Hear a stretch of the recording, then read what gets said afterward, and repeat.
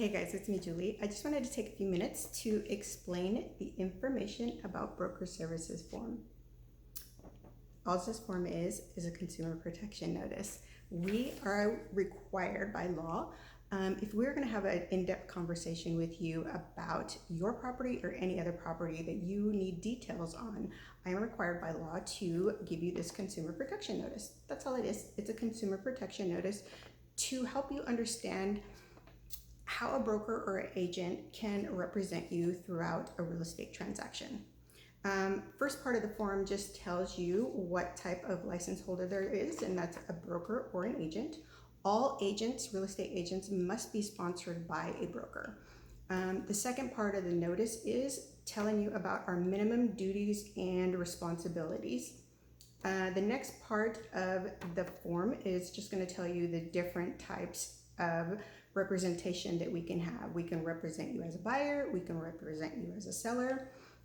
There's a part in here that tells you about intermediary. Intermediary would be me representing two parties in the same transaction with permission, written permission from all parties in the transaction, or my broker can decide to assign another agent to help me represent both parties in the transaction. That would be called intermediary with appointments. And again, everything would be signed and everybody would be notified. There's also another section in here called the sub-agent. A sub-agent would be, for example, if I was selling my personal property and somebody came and wanted to make an offer on my property, but they didn't have an agent and didn't want to involve another agent, I could help that person get to the closing table without representing that person.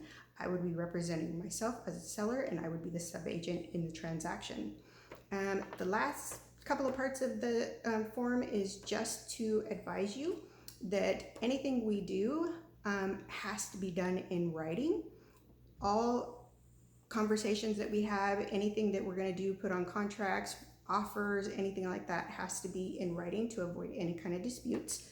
And the last part tells you that all this is a consumer protection notice. It doesn't obligate you or bind you to use any of our services.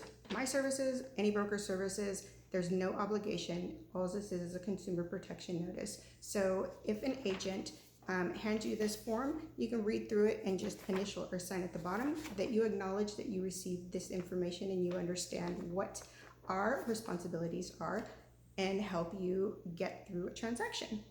That's all it is. So you're going to see this notice anytime you talk to a real estate agent. It's required by law. Like I said, it goes out in our emails. I send mine out in text messages as soon as I start having an in-depth conversation about real estate. So I hope you enjoyed my video. I hope it was educational for you. And if you have any questions about this form or any other form, you let me know and I'll be happy to explain it to you. Until I see you again. Bye.